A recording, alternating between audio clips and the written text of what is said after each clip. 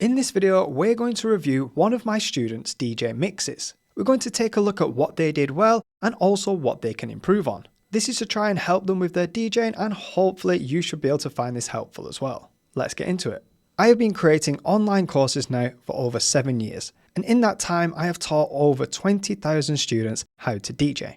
And right now we're looking at one of my students' DJ mixes just here in the bottom right hand deck. We're going to have a listen to the mixes, see what we can improve on, and see what they're doing well. Now, I have listened to the mix ahead of time and pinpointed where the main mixes are and the key talking points just to save time in this video. Alright, let's get into it and listen to the start.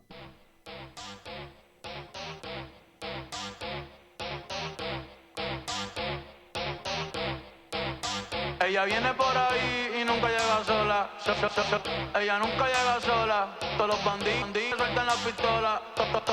Esta noche lo que hay.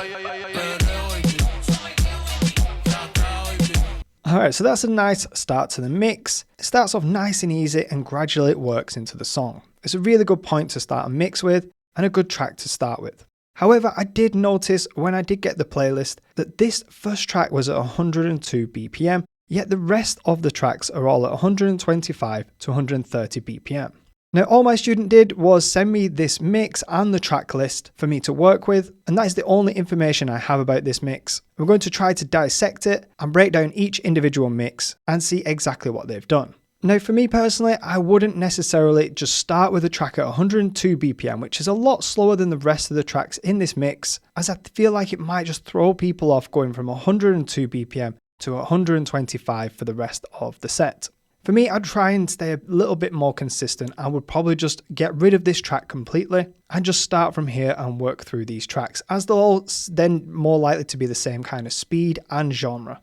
Now, if you were starting a DJ set in front of a live audience and you started with this track, the audience are probably going to expect something similar moving forward. If you started with this 102 BPM track and then straight away went into 125 and then just kept at that speed for the rest of your DJ set, it might be a little bit misleading at the start of the set.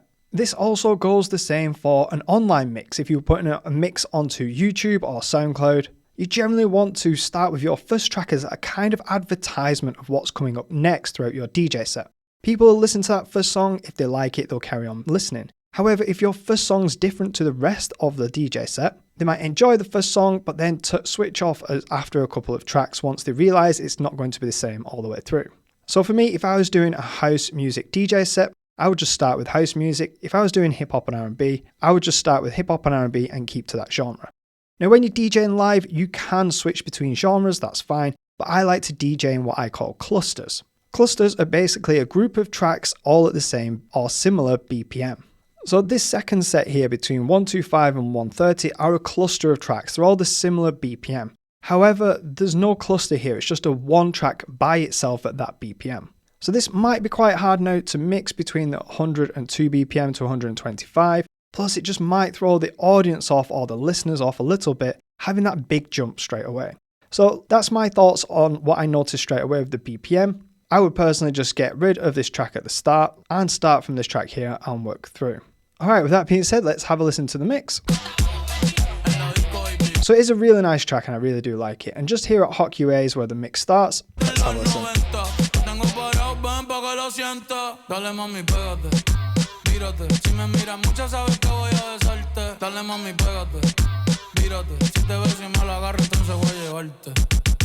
Mira, puñeta, no me quiten el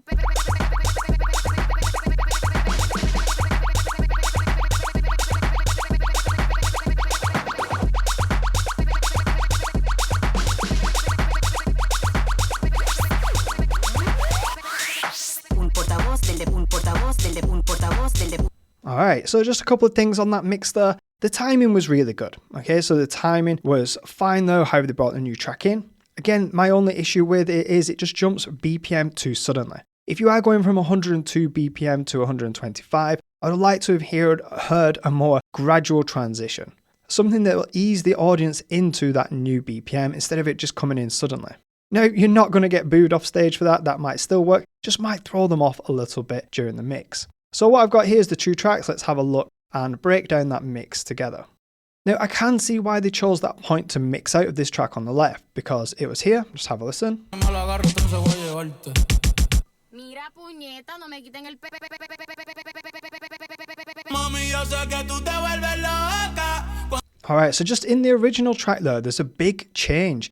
So I can see why maybe we would mix out at this point, because the track is already changing. It creates a little bit of a stutter effect with the vocal there, and it's a good point to bring another track in. Now with the track on the right, when we brought it in, it wasn't right at the start. So that starts like this. Un portavoz del departamento dijo que el Alright, but my student brought it in at this point here. Let's go set a hot cue. And what they did is they timed that when the vocals started stuttering. They also had a loop on it as well, so they created a loop, just like this.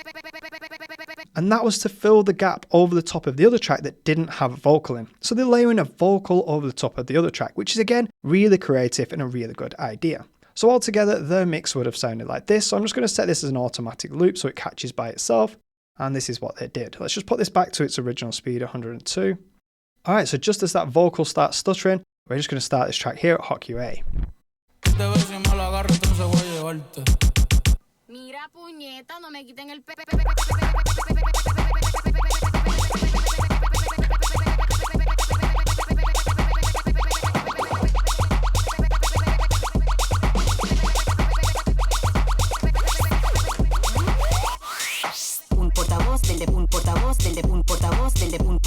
Alright, and that is how I would interpret it, how they did that mix. Now remember, they've not shown me how they've done the mixing, I'm just trying to break it down just by listening.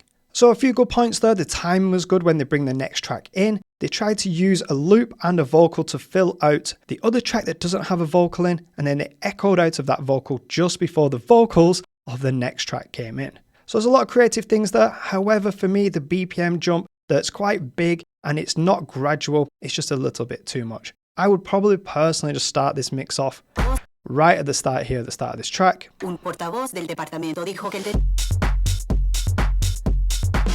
And then just go from there. Now, one thing to bear in mind is my student did mention that they are not fully completed the hip hop and R&B section of my DJ course.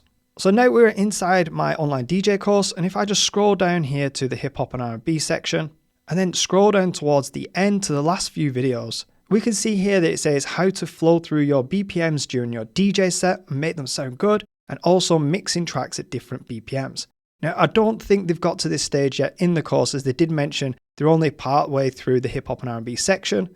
So if you are watching, which I think you will be, is just to make sure you watch these two videos and also the last couple as well, which focuses mainly on changing BPMs during your DJ set and how to mix tracks at different BPMs and the philosophy of why you would choose certain tracks and how you would structure it in a full DJ set. All right, so that's the first mix. Let's have a listen to the second mix. Un portavoz del departamento dijo que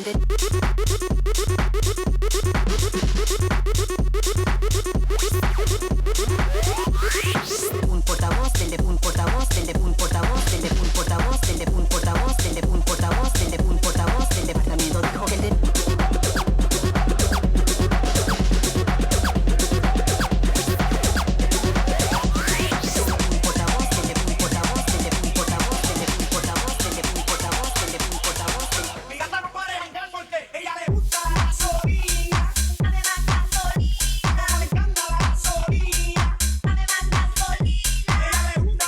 Alright, so that is the second mix. And for me personally, I think that's a great mix. The timing is really good on it. We're going from the energetic part of one track into the energetic part of another. It's mixed really well. I could hear some low EQs being brought out and brought in there and some echo effect. And the main thing that I listen out for and also look out for on the tracks is timing.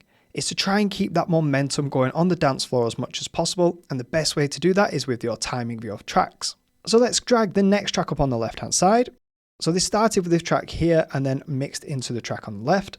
And it was just at the start of this drop here where they started mixing. So I'm just going to set the hot cues here. So it's over these two phrases here where they did the transition, which, as you might notice, is not right at the end of the track. This is one thing I teach in my DJ courses on how to mix out of tracks early.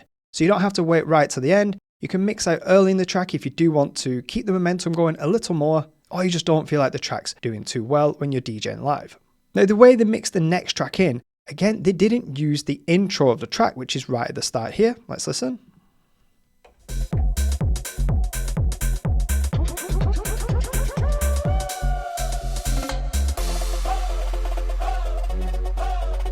Alright, so they skipped this part out and just mixed straight into the drop section, which is here. Which I think's a really good transition. So let's just wind this back, just set a hot cue here, like this. So this is something similar to what the record box would probably look like, and this is what I call the two-phrase system. This is also something I teach in my online DJ courses, where you'll mix the tracks over a two-phrase period. Now what they would have noticed as well is just here at hot cue H, where the track's energy drops down. Let's have a listen. That's the exact point there where they go into the next track's drop. Alright, so that mix all together sounds like this.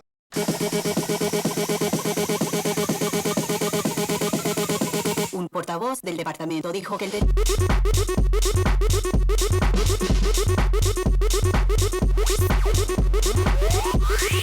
un portavoz del de un portavoz del de un portavoz del de un portavoz del de un portavoz del de un portavoz del de un portavoz del departamento dijo que el de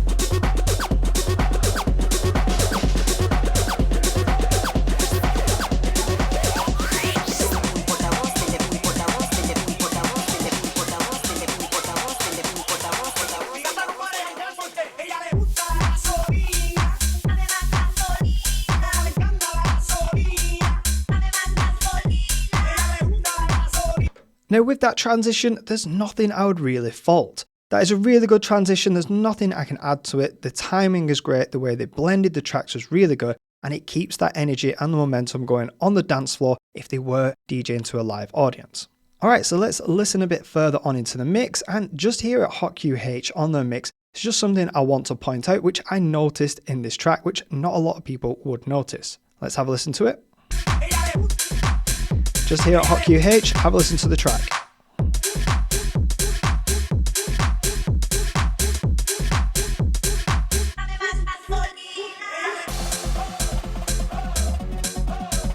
Alright, now you might not be able to pick up on it, but listen to the original.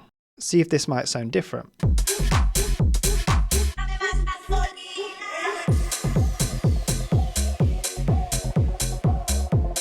Alright, that sounds slightly different to this.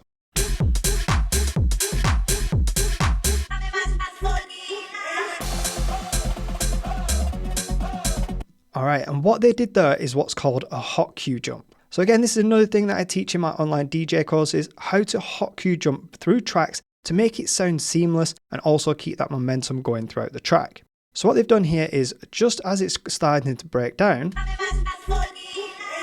just here, I'm just going to set a hot cue, colour it pink because that's how I do my hot cue jumps, then jump forward one phrase to this point.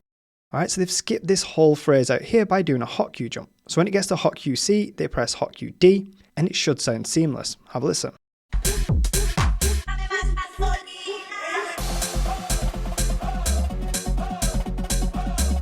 And that's exactly what they've done in their mix at this point. Alright, let's continue listening to the mix and let's listen to the transition. So the transition will start here at hot cue C.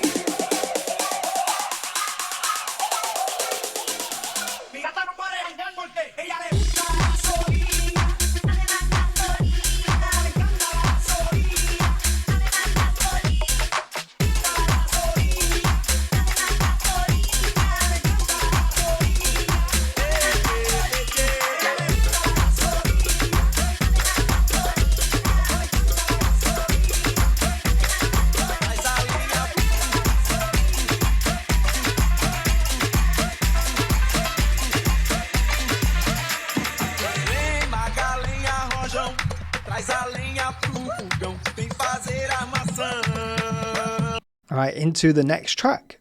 So let's have a look at how they've done this mix. So I'll grab the next track up on the right hand side, and during that mix they went from the track on the left to the track on the right. Now they started the transition and the timing of the mix right at the start of this drop here. So I'm going to set a hot cue, and it lasted again for 2 phrases.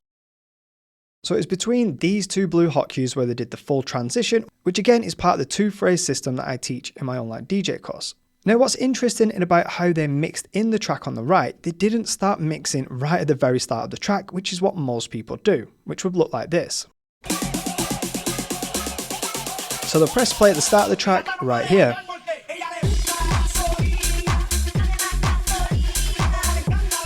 But if you did that, the timing wouldn't be right at the end of the mix. And that's what they realized, which is really good, and I really like that attention to detail on the timing. Now, generally what I teach in my online DJ courses, which I think what my student did here, is to find the point you want to mix into and then work backwards, instead of working from the start and going forwards. So what we're going to do is go to where the break of the track starts, which is here.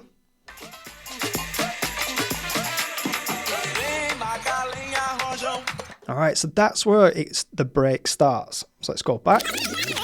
Just here, I'm going to set a hot cue. Then you will work back the amount of phrases that you want to mix, so it times right. So from here, I'm going to jump back 2 phrases to this point here, set a hot cue, and it's over these 2 phrases that my student mixes. And this is so that when it gets to hot cue H, it actually starts the break on the next track. This is more likely to keep the energy on the dance floor and keep the audience and the listeners more entertained. So what I also noticed is I think they did a bass swap halfway through the mix as well, and this is where you just swap the low frequency equalizer dials over halfway through the mix. This is so that then you only have one low frequency equalizer dial up at a time to stop them bass frequencies clashing. Again, this is another thing that I point out and teach my students in my online DJ course, teaching them properly how to use the EQ dials and how to do this bass swap technique. So that mix would have looked something like this.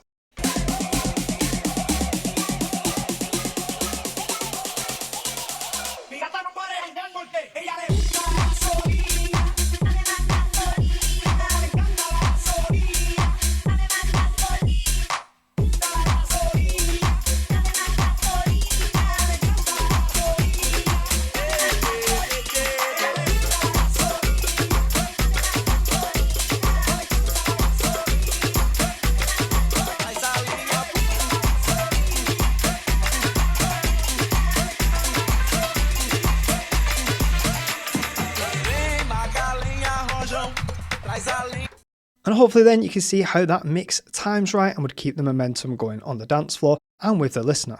With that mix again, there's probably nothing I would change. That is done really well. There's nothing that stands out to me or nothing that I think would throw the audience off.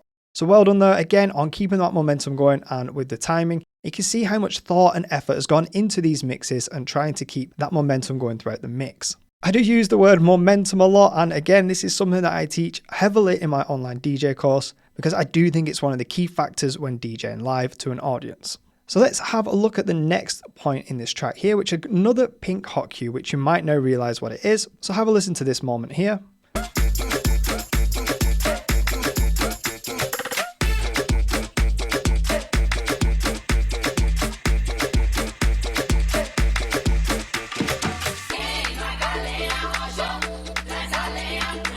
Alright, now you probably won't be able to pick up on what happened then, but it's very similar to on the last track. I think there was a hot cue jump. Now again, my student hasn't told me any of this, I've just listened back to it myself and just found that here in this track, they would jump forward 32 beats again with another hot cue jump. This is the original, so just have a listen to this moment here.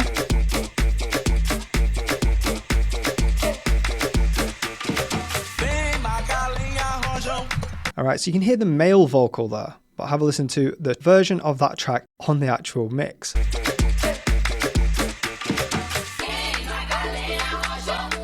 It's a female vocal. So what I assume they did here is hot cue jump forward, one phrase just to keep that momentum going.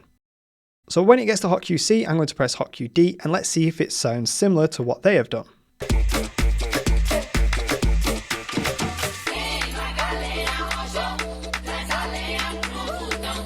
Alright, again, very subtle, but it does make a lot of difference. If you do this multiple times throughout your DJ set, you can speed up them tracks and just keep the energy a little bit higher on the dance floor. Alright, let's have a listen to the next mix.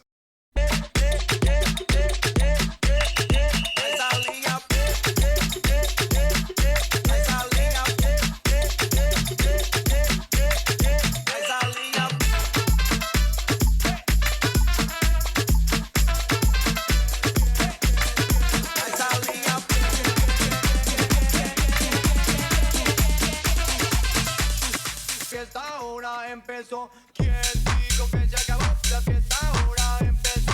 ¿Quién dijo que se acabó? La fiesta ahora empezó. Alright, now, in my opinion, again, another very good mix. That was very entertaining. It went from one track's main part into another track's drop section. And for me, if I heard that live, that would keep the energy going for me and keep the momentum going. It was very smooth as well, and the timing, in my opinion, was very good. So I'm just going to break that mix down for you now from how I interpret it. So let's get the next track up on the left-hand side. So this time we're going from the track on the right to the track on the left. And from what I've heard, they use a different style of mixing and technique there on this as well. So previously we mentioned the two-phrase system is where they mix over two phrases of the track, but from what I heard then, it would have been a one-phrase system. So very similar, but it is another way of mixing tracks that I teach in my online DJ course, which would have started around here. So let me just go to the drop and then go forward one phrase. This is where they would have started mixing and finished by this point. So this time, instead of it being two phrases, it's only one phrase that you would mix with. Now, a phrase, if you're not familiar with it, is generally 32 beats long. So when I talk about two phrases, that will be 64 beats long. It's just easier to talk in terms of phrases as the numbers are smaller and it's easier to time your tracks. Now again, with the track coming in, they didn't use the intro. The intro starts like this. Then it goes into a break.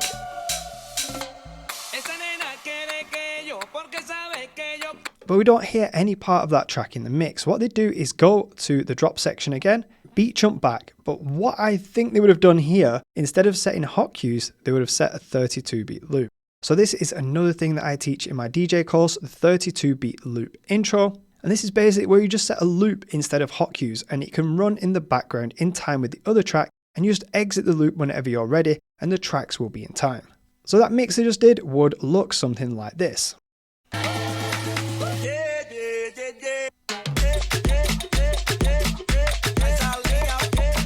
So watch how the loop actually loops in the background and then you can exit it on the second lap.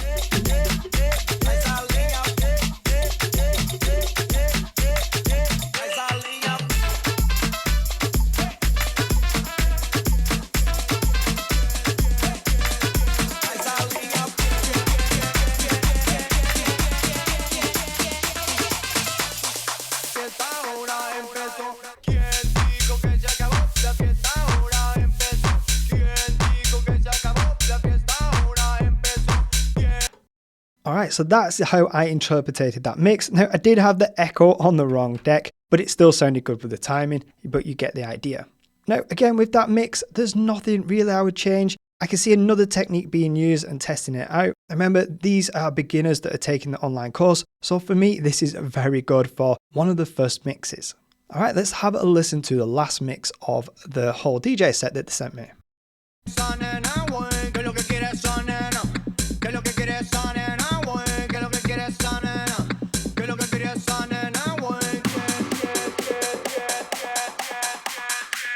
So I can hear a little bit of filtering there. Bringing it back in.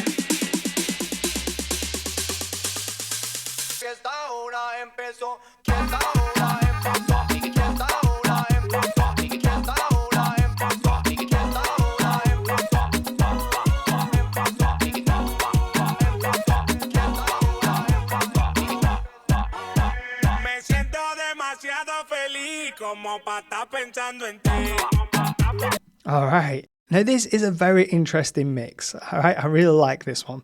Now, I don't think it's perfect. I think there's things that could be improved, but in terms of timing and creativity, you're on the right track. So let's get the next track up on the right hand side this time. Now, what they've done here, they've mixed out of this track just here, just before the drop. So have a listen to the original version.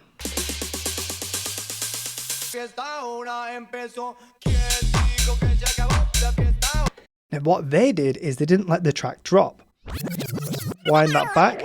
They set a 4-beat loop over the 4 beats just before the drop, which is an isolated vocal. This again is something I teach in my online DJ course, how to find these little gaps of isolated vocals and use them to mix with.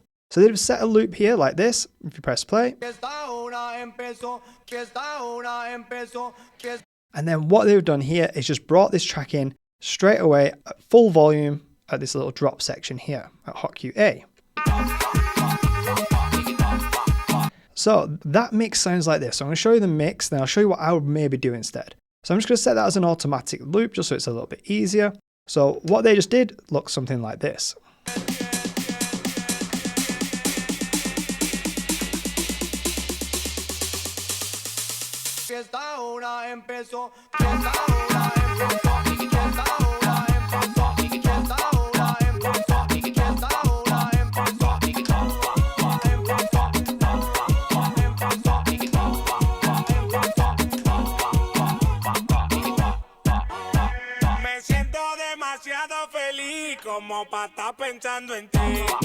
Alright, very creative. I really like it. Now, one thing I didn't notice until I just did it back again then was they were channel flicking in and out the vocal on the left. So they let it run in normally at first and then chopped it in and out in time with the other track's vocal. So let's have a listen to how my student did it again.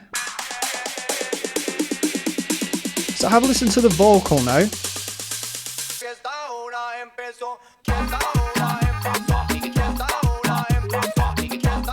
And watch them listen to the chop it in and out.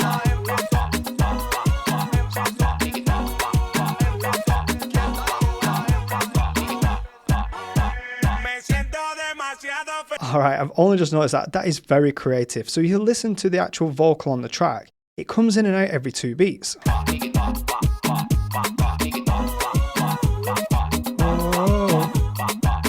And what they're doing is bringing the volume in on the other track in and out, which is very good. I really like that. So I'm just going to show you that one more time and I'll do it for you so you can see it happen. And then I'll show you what I would maybe do.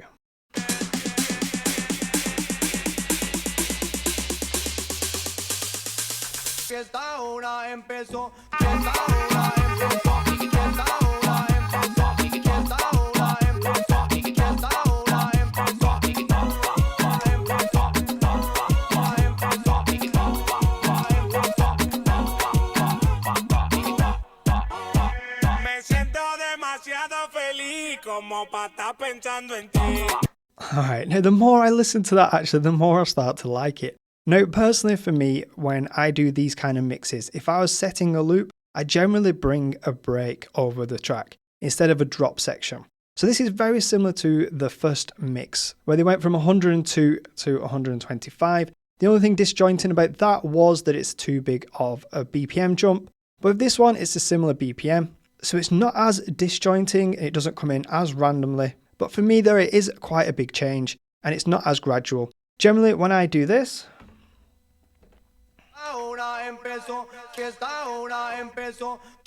I generally bring a break in, so a break doesn't have any kick and bass. So it's a little bit easier for the listener. But in terms of creativity and bringing that track in over the top, it's very good. I wouldn't really change it that much. Especially if you did need to mix this track in next on the right, there's not much else you can do with it. Alright, so just real quickly, what I meant before about how I would do the loop and bring a break in over the top instead of a drop is something similar to this. So I've just set a hot cue here on this track and have a listen to how it's a break and not a drop section. So it's a little bit easier on the ears instead of going straight in with, let's say, this part here. Alright, so whenever I'm doing a loop and I'm just bringing another track in at full volume, I'll generally do it with a break section. So that would sound more something like this.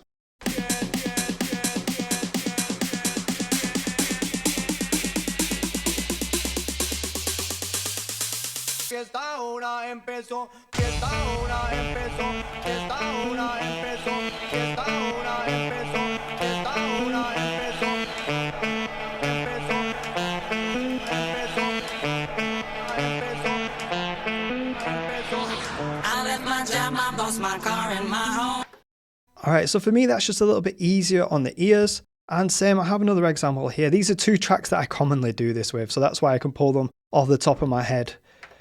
Alright, let's try with this one. You might recognize it. Again, another example of using a loop into a break.